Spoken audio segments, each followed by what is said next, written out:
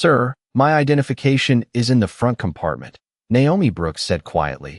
But Sergeant Daniel Mercer kept talking into his shoulder radio without looking at her, his eyes fixed instead on the white man standing beside pump number 4.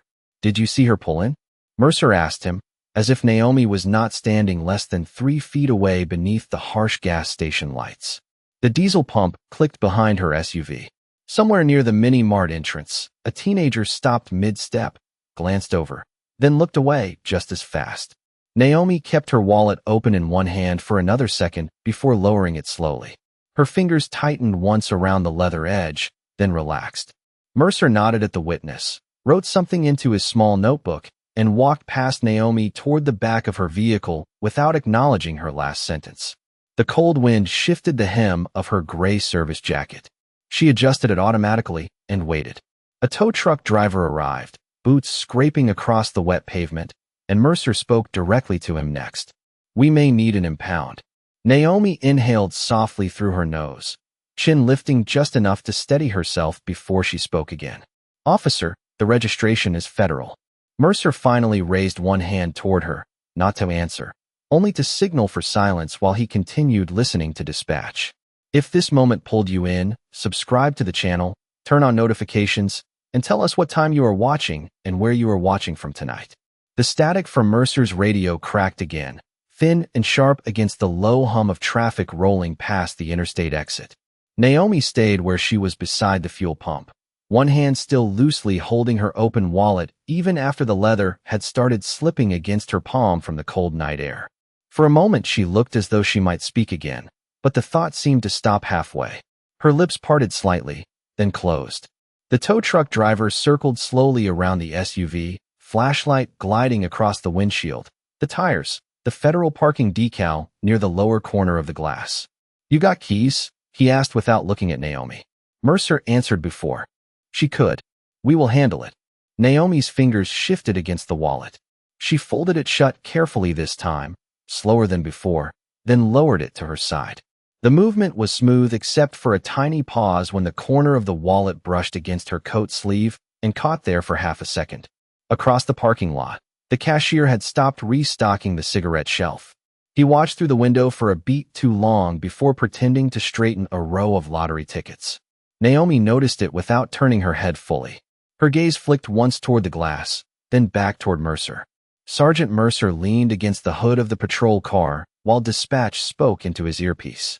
His attention never settled on Naomi long enough to become acknowledgement. Even when she shifted her footing closer by a few inches, adjusting herself into his line of sight, his eyes passed over her shoulder toward the flashing amber lights of the tow truck. "Plate comes back under restricted registration," dispatch said faintly through the radio speaker. Mercer nodded once to himself. Naomi waited for the sentence to continue. It did not. Wind dragged a loose strand of hair across her cheek. She tucked it behind her ear automatically, then straightened the cuff of her gray jacket with careful fingers, smoothing fabric that did not need smoothing. The gas pump beside her beeped softly every few seconds, still waiting for someone to lift the nozzle. Nobody moved to silence it. Officer Lena Ruiz stepped out of the second patrol car, carrying a small tablet. She glanced briefly toward Naomi, then toward Mercer. "Do you want me to verify the federal credentials?" she asked. Mercer kept reading the screen in his hand. "Run the vehicle identification again." Ruiz hesitated just long enough for the silence to become visible. "Yes, sir." Naomi shifted her weight backward slightly, almost imperceptibly, as though giving space to a conversation she had not been invited into. A pickup truck rolled slowly through the station lot before deciding not to stop. Its headlights swept across Naomi's face for a second, washing her expression pale before disappearing back onto the road. Mercer finally approached her again, though only to gesture toward the patrol vehicle parked near the curb. "Stand over there for now." Naomi gave a small nod before moving. She took 2 steps, then stopped briefly beside the rear passenger door, waiting as if expecting further instruction. None came. Mercer had already turned away, speaking to the tow driver again with his back angled toward her. Naomi's hand hovered near the door handle for a moment too long before she quietly let it fall back to her side. The distant buzz of fluorescent lights above the gas station canopy filled the silence between everyone standing there. Nobody raised their voice. Nobody created a scene. Yet the entire space had begun organizing itself around one quiet fact Naomi could now feel in every delayed response and redirected glance. The conversation kept moving forward without ever fully allowing her into it. The rear door of the patrol car unlocked with a dull mechanical click, but nobody opened it for Naomi. She stood beside it for a second, waiting with the quiet stillness of someone expecting the interaction to continue. Mercer remained near the tow truck, reviewing something on his tablet while the driver nodded along. Their conversation drifted across the cold air in fragments about clearance forms, mileage, and traffic on Interstate 85.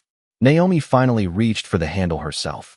The movement came a fraction slower than it should have, her fingers brushing the metal twice before closing around it properly. She lowered herself into the back seat with controlled care, smoothing the edge of her jacket beneath her before the door shut. The interior smelled faintly of rainwater, vinyl, and stale coffee. Through the divider, Mercer's voice carried intermittently from outside while Ruiz typed into the mobile computer mounted between the front seats. Naomi sat upright at first, wallet still resting loosely in one hand. After a few moments, she seemed to realize she was still holding it. Her eyes dropped to it briefly. Then she slid it carefully back into her coat pocket and folded both hands together in her lap. Outside, the station canopy lights buzzed overhead with a faint electrical hum. Customers entering the mini-mart slowed slightly when they noticed the patrol cars, their attention lingering for a beat before moving on. A man carrying a 12-pack of beer glanced toward Naomi through the glass, then immediately shifted his focus to the cashier as though looking too long might pull him into something uncomfortable. Mercer climbed into the driver's seat without acknowledging her presence in the back. Rain tapped softly against the windshield as he started the engine. Ruiz turned halfway around with the tablet still in her hands. "Ma'am, can you confirm your address?" Naomi answered evenly. Ruiz entered the information. Before Naomi could finish spelling the street name, Mercer interrupted quietly. "Run the vehicle history first." Ruiz stopped typing midword. The unfinished line blinked on her screen. Naomi's mouth closed gently. She leaned back against the seat and looked out through the side window instead. Streetlights slid across the glass as the patrol car pulled away from the gas station.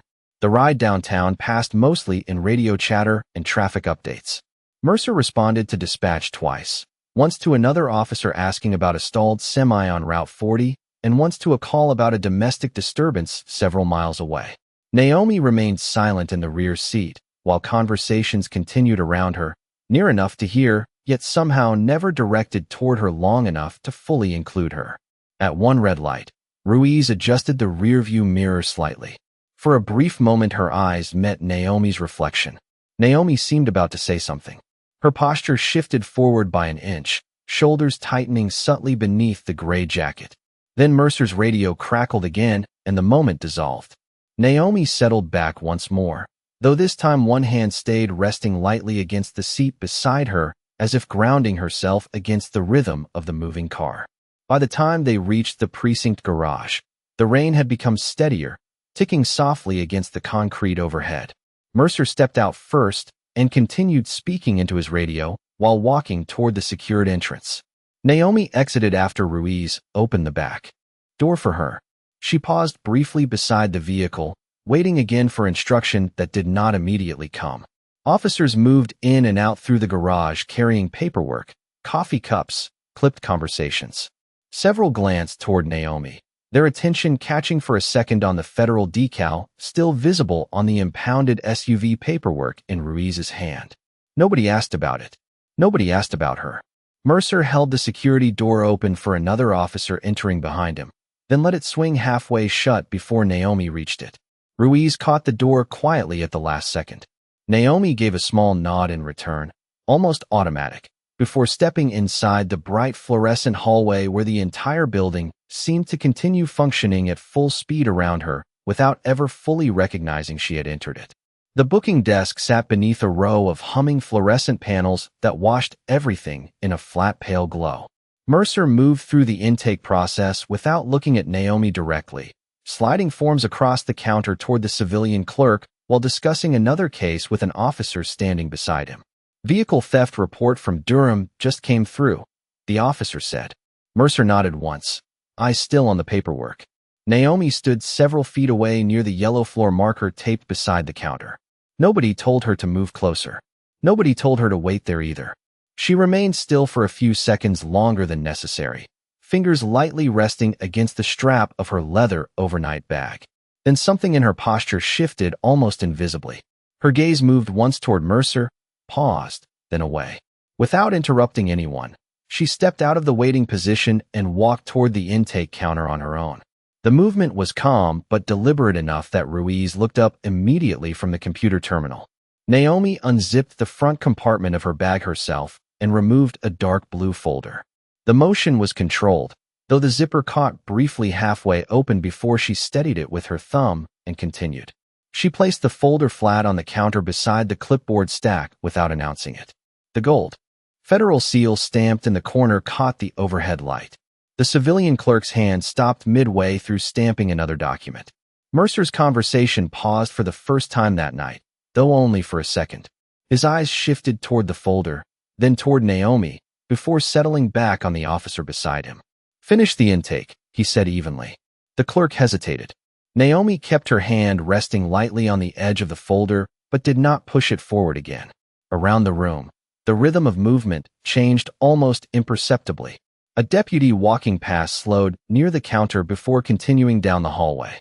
Ruiz glanced from the folder to Naomi, then quietly adjusted her stance beside the terminal as though making room for something unspoken. Mercer stepped closer to the counter now, not hurried, but with a sharper precision in the way he squared the paperwork stack. He slid the blue folder several inches away from the active forms without opening it. The movement was neat, almost careful, yet unmistakably dismissive. "We will review everything after processing," he said, though the sentence landed somewhere between Naomi and the clerk rather than directly at her. Naomi's fingers withdrew slowly from the folder edge. For a brief moment her hand remained suspended above the counter, as if she had expected the interaction to continue one step further. Then she lowered it back to her side. The muscles along her jaw tightened once before settling. She adjusted the cuff of her jacket again, this time not out of habit, but with visible attention, smoothing the fabric twice before clasping both hands loosely in front of her. Mercer resumed speaking to the other officer immediately after, his tone unchanged, but the room no longer moved with the same effortless rhythm as before. Conversations nearby seemed to shorten themselves. A printer continued feeding paperwork with a dry mechanical while nobody touched the blue folder, sitting untouched beneath the fluorescent lights.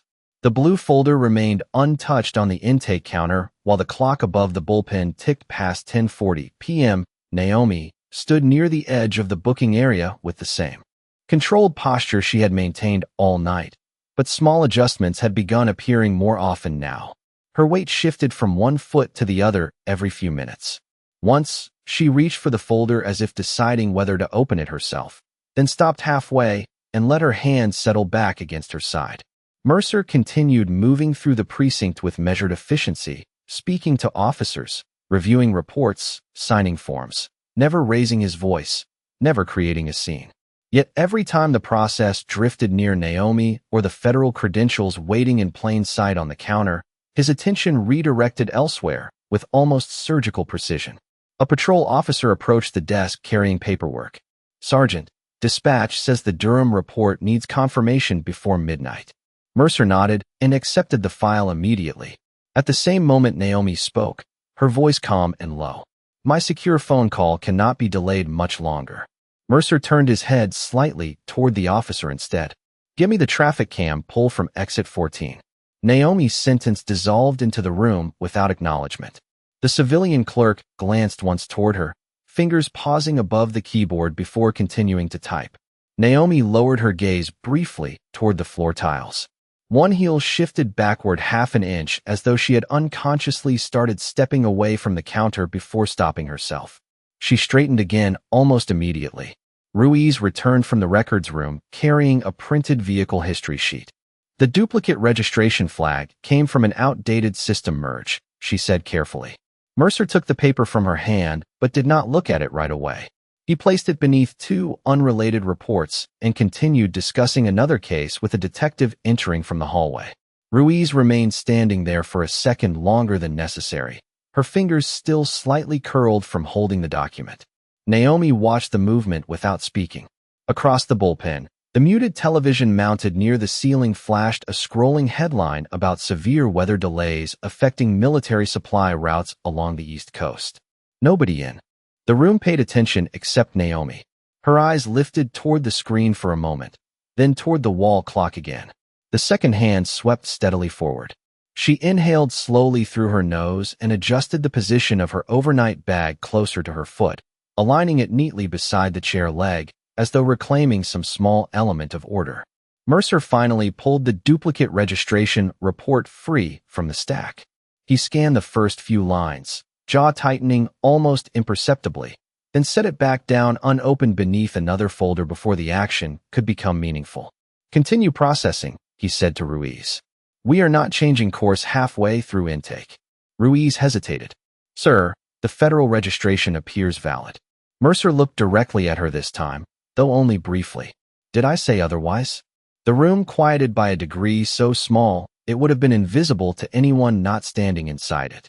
A printer stopped mid-cycle somewhere behind the booking desk. Naomi remained still, but her fingers tightened once around the strap of her bag before releasing again.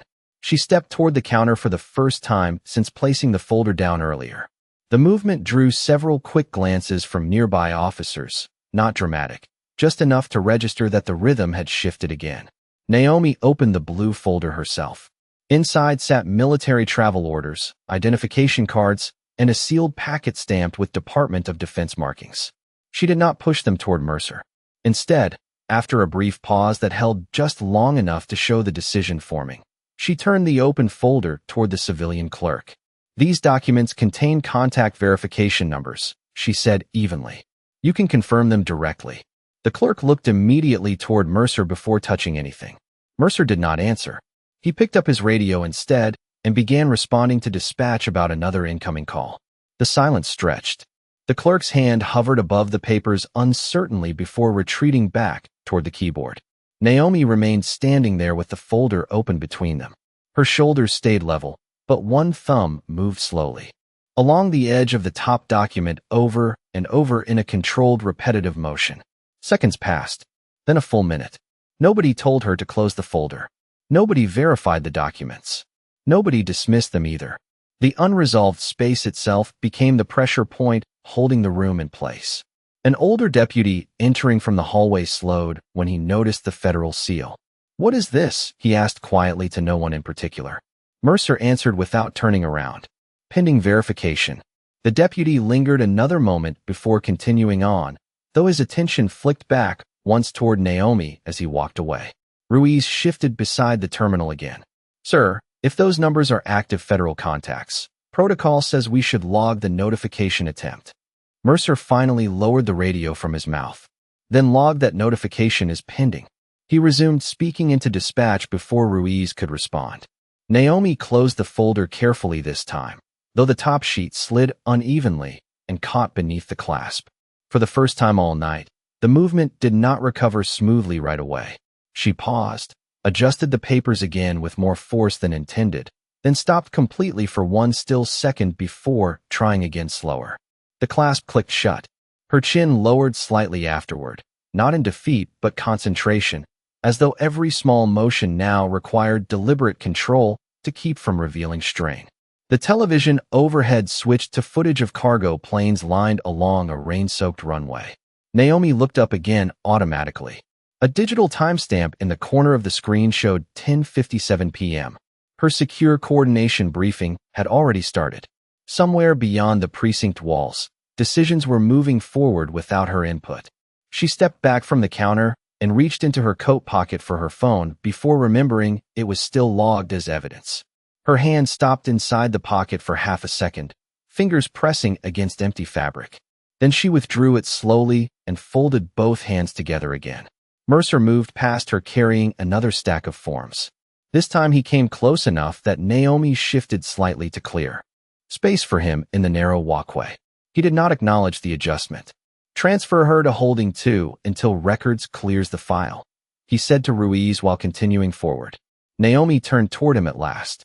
Not sharply, not confrontationally, just enough to follow the sentence with her eyes. "Sergeant," she said evenly, "there are federal operations attached to those contact numbers." Mercer stopped walking for the first time since entering the bullpen. The entire room seemed to hold still with him. A patrol officer near the coffee machine looked over. Ruiz remained frozen beside the terminal. Even the civilian clerk stopped typing. Mercer slowly turned back toward Naomi, expression flat, controlled, unreadable. For one suspended second it looked as though he might finally answer her directly. Instead, he shifted his attention toward Ruiz. "Move the evidence log before midnight," he said calmly. Then he continued down the hallway without another glance at Naomi at all. The silence left behind felt heavier than any argument could have been. Naomi remained standing exactly where she was for a moment longer, the fluorescent lights reflecting faintly against the untouched blue folder in her hands, while the entire room quietly absorbed what had just happened without anyone fully acknowledging it out loud. Holding Two sat at the far end of a narrow hallway where the fluorescent lights hummed louder than the conversations drifting from the bullpen. The door closed behind Naomi with a soft hydraulic hiss, not abrupt enough to feel hostile, just final enough to separate her from the movement outside. Inside the room, the air carried the faint smell of cold coffee and industrial cleaner. Naomi placed the blue folder carefully on the metal bench beside her before sitting down. The movement slowed midway when the folder edge slipped slightly against the polished surface. She steadied it with both hands, then aligned it square with the corner of the bench as though the exact position mattered. Beyond the small reinforced window in the door, officers continued passing through the hallway in uneven rhythms. Shoes scraped against tile. Radios crackled briefly, then fell. Silent again. Every sound seemed to stop just short of becoming interaction. Naomi leaned forward with her forearms resting lightly against her knees. For several minutes, she remained almost perfectly still except for the slow movement of one thumb tracing once across the side of her wedding band before stopping completely. The digital wall clock above the door shifted to 11:18 p.m. She looked at it only after the minute changed, as though noticing time half a beat later than usual. Outside the holding room, Ruiz paused near the record station with a paper cup in one hand and the duplicate registration report in the other. She read the same paragraph twice while officers moved around her carrying files and speaking in low voices. Twice she started toward Mercer's office before stopping to let someone else pass first. The second time, she remained standing near the hallway entrance longer than necessary, eyes fixed briefly toward holding Two through the narrow glass panel before continuing on. Mercer sat at his desk beneath the dim glow of a green-shaded lamp while the bullpen gradually quieted into late-night rhythm. He reviewed body camera timestamps with one hand resting near the keyboard, but every few minutes his attention drifted toward the blue folder now logged on the evidence cart outside the holding room. Not directly, just enough for the pause to register before he resumed typing again. At 11:26 p.m., the desk phone rang once. Mercer picked it up immediately. Precinct 12. He listened for several seconds, expression unchanged, then transferred the call elsewhere without comment. As he lowered the receiver, his eyes remained fixed toward nothing in particular for a moment longer than the action required. In holding Two, Naomi stood and crossed slowly toward the sink mounted beneath the mirror. She turned on the faucet halfway, let the water run over her hands for a few seconds, then stopped before drying them completely. A small trail of water slipped from her fingertips onto the steel counter. She watched it spread briefly under the fluorescent light before reaching for the paper towels. The first towel tore unevenly from the dispenser. She paused with half of it still attached, then pulled the remainder free more carefully. When she returned to the bench, she did not sit immediately. Instead, she adjusted the position of the chair by less than an inch with the side of her shoe, then lowered herself down slower than before. Outside, the bullpen moved with a different cadence now. Conversations ended quicker. Keyboards clicked in shorter bursts. Even the television mounted near the booking desk had been muted, leaving only silent footage of weather systems drifting across a map of the East Coast. Ruiz passed the holding room again, carrying a stack of forms. This time her steps slowed near the door. Naomi looked up at the same moment. Neither woman spoke. Ruiz gave the smallest nod, almost uncertain halfway through it, then continued walking without breaking pace. Naomi's gaze lingered on the empty hallway after Ruiz disappeared around the corner. Her shoulders remained straight, but the tension holding them there no longer looked effortless. A few strands of silver at her temple had loosened from the tight line of her hair. She tucked them back once, slower than she would have earlier in the night. Somewhere deeper in the precinct, a buzzer sounded and faded. Mercer emerged from his office carrying another file. As he crossed the bullpen, his attention shifted briefly toward holding 2 again. This time he stopped walking for less than a second near the evidence cart. His hand rested against the top file in the stack while his eyes settled on the federal seal stamped across Naomi's folder. The pause was so slight most people would not have noticed it. Then he continued down the hallway exactly as before, expression flat, pace unchanged, leaving the quiet weight of the unfinished situation hanging across the precinct like something waiting just outside the room. At 11:41 p.m., every computer terminal in the bullpen flashed the same red banner across the top of the screen. Secure federal priority override. The alert tone cut sharply through the quiet precinct rhythm, forcing several officers to stop mid-motion. A dispatcher near the front desk looked up first. "What is that?" Ruiz turned toward her. "Monitor immediately." The duplicate registration file she had reopened seconds earlier had vanished beneath a new priority window stamped with Department of Defense authorization codes. One line sat centered across the screen in bold white text. Active command status not verified. Required immediate contact. Around the bullpen, conversations died off one by one. Mercer emerged from the hallway carrying a file box, but slowed as officers began looking between their screens and the evidence cart near holding 2. The system alert repeated again, louder this time. A records clerk attempted to clear the window. The terminal locked instead. "Sergeant," Ruiz said carefully, eyes fixed on the monitor now. "The override is attached to her credentials." Mercer stopped completely beside the booking desk. For the first time all night, nobody continued moving around Naomi's case. The precinct's attention shifted all at once toward the same point. Through the narrow, reinforced window of holding 2, Naomi remained seated exactly as before, blue folder resting beside her, posture steady beneath the fluorescent lights. Another alert appeared across the monitors. Failure to confirm status may impact federal operations. A dispatcher muttered under her breath. "Jesus." Mercer set the file box down slowly on the nearest desk without taking his eyes off the screen. Ruiz opened the duplicate registration report again, this time scrolling lower than before. Her expression changed first. "Sir," she said quietly, "the vehicle was attached to military logistics convoy clearance." Mercer crossed the bullpen in 3 quick steps and took the report from her hands himself. The room had gone almost completely silent except for the soft hum of electronics and the ticking wall clock above booking. Mercer scanned the screen once, then again slower. One line near the bottom listed Emergency Operational Authority linked directly to Naomi Brooks. The same name repeated beside a federal command designation. Several officers nearby had already begun reading over Ruiz's shoulder. Nobody looked away now. Mercer turned sharply toward the evidence cart and pulled Naomi's blue folder free. The federal seal reflected beneath the overhead lights as he opened it for the first time. Inside sat military identification, signed travel orders, and a secure contact sheet stamped with Pentagon routing numbers. His eyes stopped on the rank insignia clipped inside the folder pocket. Brigadier General. The movement inside the bullpen changed immediately. Officers who had spent the last hour passing through conversations without noticing Naomi now stood completely still waiting for direction. The civilian clerk at intake lowered his coffee cup halfway to the counter without realizing it.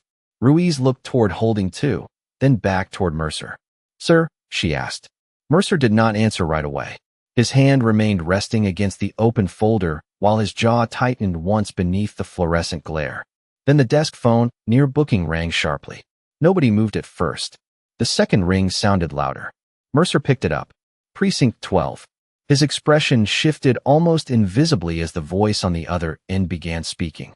He straightened automatically before answering. "Yes, Colonel." Several officers nearby exchanged quick glances at the title. Mercer listened in silence for nearly 20 seconds while the entire bullpen remained frozen around him. "Understood," he said finally. "She is here." He lowered the receiver slowly after the line disconnected.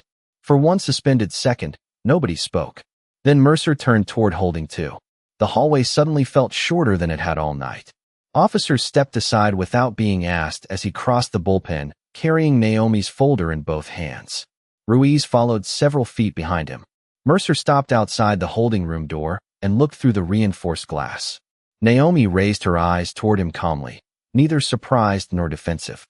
The same steady composure she had held since the gas station now sat in complete contrast to the sudden disruption moving through the precinct around her.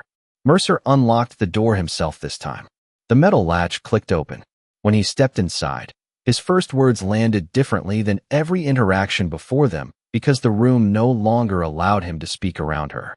Instead of to her, "General Brooks," he said carefully, the title hanging visibly in the silence between them while the entire precinct waited just outside the doorway. Mercer stepped aside from the holding room doorway instead of standing in it. The adjustment was small, barely wider than a shoulder's distance, but it changed the entire geometry of the interaction. For the first time that night, Naomi did not have to wait for space to be made for her. She rose from the metal bench with the same measured control she had maintained since the gas station. The blue folder remained in Mercer's hands now, held more carefully than before, one thumb resting against the federal seal as though suddenly aware of touching something official.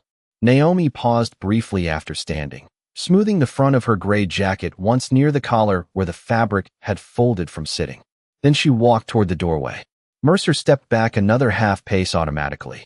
Outside in the hallway, conversations lowered themselves without fully stopping.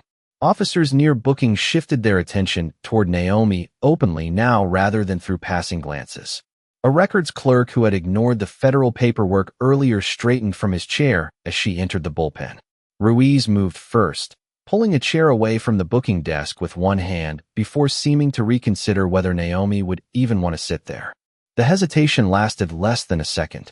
"General Brooks," she said quietly, the title sounding careful but direct. Naomi gave a small nod without slowing her pace.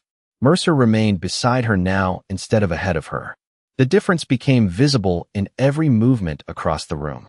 When a dispatcher approached with a question about the override alert, Mercer stopped walking to answer instead of continuing through the conversation. "The situation is being resolved," he said. His tone stayed controlled, but he no longer spoke around Naomi as though she were absent from the room. Each sentence acknowledged the space she occupied, even when indirect. At the booking counter, the civilian clerk immediately cleared paperwork aside to make room for Naomi's folder.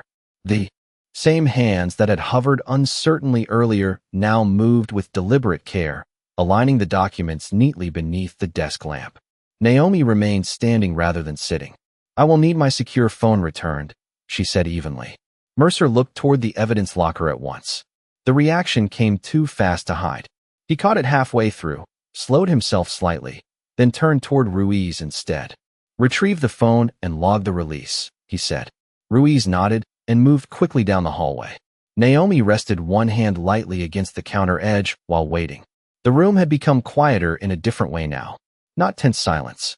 Focused silence. Officers entering the bullpen noticed immediately where attention had settled and adjusted their movements around it. A patrol deputy lowered his voice mid-conversation near the coffee station. Another officer stopped typing when Mercer opened Naomi's file again beside the intake terminal. Mercer scanned the paperwork carefully this time, slower than before. At one point, he reached the military routing sheet and paused long enough for the stillness to become visible. His eyes lifted briefly toward Naomi, then back down again. "Your convoy coordination briefing was scheduled for 2300 hours?" he asked. Naomi answered without hesitation. 2300 Eastern. Mercer checked the wall clock automatically. The motion carried a trace of interruption inside it, as though he had already begun another action before redirecting himself toward her response. "And the delay affects supply transfers?" Naomi looked toward the muted television where weather graphics still rolled silently across the East Coast map. "Medical freight and emergency transport sequencing." Several people in the bullpen looked up at the screen for the first time that night. Ruiz returned carrying Naomi's phone inside a sealed evidence pouch. She handed it directly to Mercer first out of habit, then stopped herself midway. The pause hung awkwardly between all three of them. Mercer noticed it too. Without speaking, he redirected the pouch toward Naomi instead. Naomi accepted it calmly. Her fingers brushed the edge of the plastic seal before she set the phone on the counter unopened. The restraint in the gesture drew more attention than urgency would have. She did not rush to reclaim control of the room. She simply continued functioning inside it, as though she had belonged there all along. The bullpen adjusted around that steadiness piece by piece. A dispatcher approached the counter carrying a printed incident form. This time she addressed Naomi directly before anyone else. "Ma'am, we need confirmation on the vehicle routing number." Naomi reviewed the form immediately. One line, near the middle, contained a transposed digit. She picked up the pen beside the counter, corrected the number with a single stroke, then slid the paper back. "That route crosses through restricted weather clearance after Knoxville," she said. "If you send the wrong code, the convoy stalls at checkpoint review." The dispatcher looked toward Mercer. Mercer gave a short nod without taking his eyes off the corrected form. "Updated." The dispatcher left at once. Naomi placed the pen back exactly parallel with the edge of the counter after using it. Across the room, officers who had once continued moving through conversations over her shoulder now waited for her responses before proceeding with theirs. The shift was not dramatic. Nobody apologized publicly. Nobody announced what had changed. But every interaction now bent subtly toward Naomi instead of around her. Mercer remained near the counter longer than necessary, one hand resting against the open file while he watched Ruiz update the system log. Twice he appeared ready to resume his normal pace through the bullpen before stopping himself to verify another detail directly with Naomi instead. "General Brooks," he said after a pause, voice slower than earlier in the night. "The colonel from Eastern Command requested immediate callback once your line is secure." Naomi nodded once and finally picked up the phone. Around them, the precinct resumed movement carefully, like a room recalibrating itself after discovering it had spent hours orbiting the wrong center. The secure call lasted less than 4 minutes. Naomi stood near the booking counter while speaking. In calm, precise sentences, one hand resting lightly beside the blue folder. Nobody interrupted her. Nobody spoke over her. When the call ended, she placed the phone back on the counter with the same measured care she had shown all night. Around the bullpen, the late shift slowly returned to motion. Keyboards resumed their uneven rhythm. Radios crackled again with traffic stops and dispatch codes. The heavy silence that had filled the precinct for the past hour began loosening piece by piece. Mercer remained standing across from Naomi, holding the finalized incident report. Earlier that night, he would have signed it while talking to someone else, eyes already moving toward the next task. This time he read every line fully before lifting the pen. Halfway through signing, he stopped and looked up. "General Brooks," he said, waiting until she met his eyes before continuing. "Your vehicle will be released immediately." The pause before his next words was brief, but visible. "An escort unit can clear the interstate route if needed." Naomi held his gaze for one steady second, then gave a small nod. "That will help." Mercer signed the final page and slid the paperwork directly toward her instead of leaving it on the counter between them. Naomi accepted it without checking the contents right away. Nearby officers gradually turned back toward their own work as the room settled into normal pace again. Ruiz stepped quietly to the side to clear the walkway before Naomi passed, and this time Mercer did the same without thinking. Naomi gathered the blue folder, her phone, and the overnight bag in one smooth motion. At the exit, she paused only long enough to slip the federal credentials back into the inside pocket of her jacket. Mercer reached the door first and held it open. Not performative, not dramatic. He simply waited. Naomi walked through the doorway, and for the first time that night Mercer did not speak around her or past her. "Good night, General Brooks." Naomi stopped briefly beneath the fluorescent light spilling from the hallway. "Good night, Sergeant." Then she continued toward the garage while the precinct behind her resumed its ordinary sounds. As the elevator doors closed, Ruiz looked once toward Mercer, then back toward the now empty hallway where Naomi had been standing moments earlier. Nothing about the building had changed, yet the space no longer moved as though she had never been there. If this story stayed with you, share your thoughts below, subscribe to the channel, turn on notifications, and thank you for watching.